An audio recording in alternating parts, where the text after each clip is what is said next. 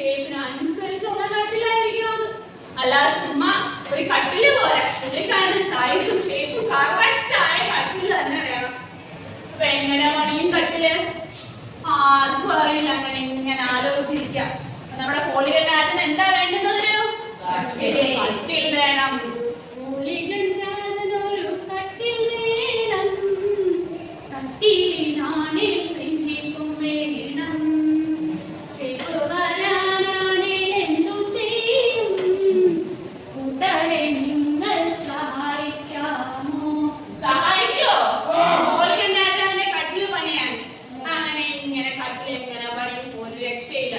സൈസും ഷേപ്പും ഒക്കെ വേണം. അങ്ങനെ കൊട്ടാരം മുഴുവൻ ചർച്ചയായിട്ട് ഇത് മാറി. വലിയ കൊട്ടാരമല്ലേ? മന്ത്രിമാരും പരിവാരം കൂടെ എല്ലാം ഇത് എന്ത് ചെയ്തു? ചർച്ച ചെയ്തു. പക്ഷെ ഒരു രക്ഷയില്ല. ഇങ്ങനൊക്കെ നോക്കിയിട്ട് അവർക്ക് ഈ സമസ്യക്ക് ഒരു പരിഹാരം കണ്ടെത്താനായില്ല. അങ്ങനെ നമ്മുടെ രാജഗുരു വരുന്നു. രാജഗുരു പക്ഷെ ഒരു ഉപായം പറഞ്ഞു കൊടുത്തു. എന്താണെന്നറിയാവോ? രാജഗുരു പറയണ് പിന്നെ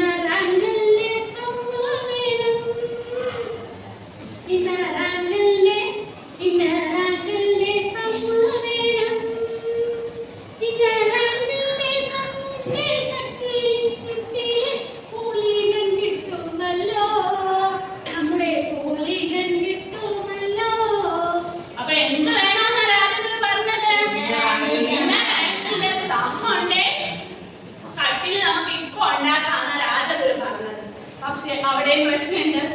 ഇന്നറാങ്കുകളുടെ സമ്മ എങ്ങനെ കണ്ടുപിടിക്കും? അറിയാമോ? ഇന്നറാങ്കുകളുടെ സമ്മ അങ്ങനെ കണ്ടുപിടിക്കുന്നത് എങ്ങനെയാ? ഇന്നറാങ്കുകളുടെ സമ്മാണ് n-2 into 180 ആണല്ലോ. അത് n-2 into 180. ട്രയാങ്കിൾ ആണല്ലോ 180.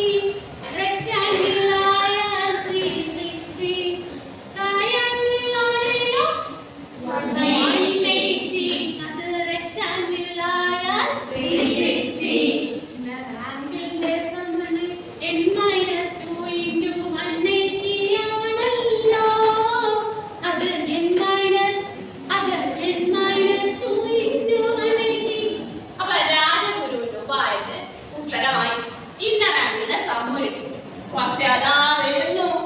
ആര് വരുന്നു? രാജഗുരുവിനെതിരെ. എന്താ എതിര്? ഇന്നർ ആംഗിളിന്റെ സമ്മിന് പോലെ ഔട്ടർ ആംഗിളിന്റെ സമ്മാനം എന്താ പ്രശ്നം? പ്രശ്നമായില്ലേ? അപ്പൊ എന്ത് കണ്ടുപിടിക്കണം? ഔട്ടർ ആംഗിളിന്റെ സമ്മിനെ എങ്ങനെയാ കണ്ടെത്തുക? ഏത് പോളിഗൺ? നമ്മുടെ പോളിഗൺ രാജാവിന്റെ ഔട്ടർ ആംഗിളിന്റെ സമ്മ അല്ലേ? എങ്ങനെ ഔട്ടർ ആംഗിളിന്റെ സമ്മ കണ്ടെത്തുക?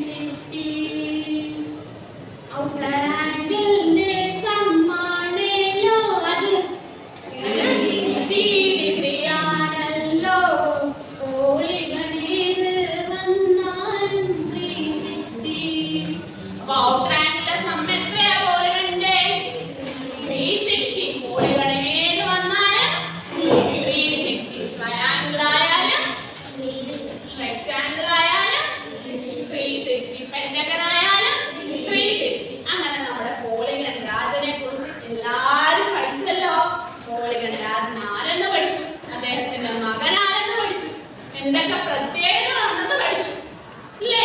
പിന്നെന്താ പഠിച്ചു? ഔട്ടർ ആംഗിളിലെ സമ്മ കണ്ടുപിടിക്കാൻ പഠിച്ചു. ഇന്നർ ആംഗിളിലെ സമ്മ കണ്ടുപിടിക്കാൻ പഠിച്ചു.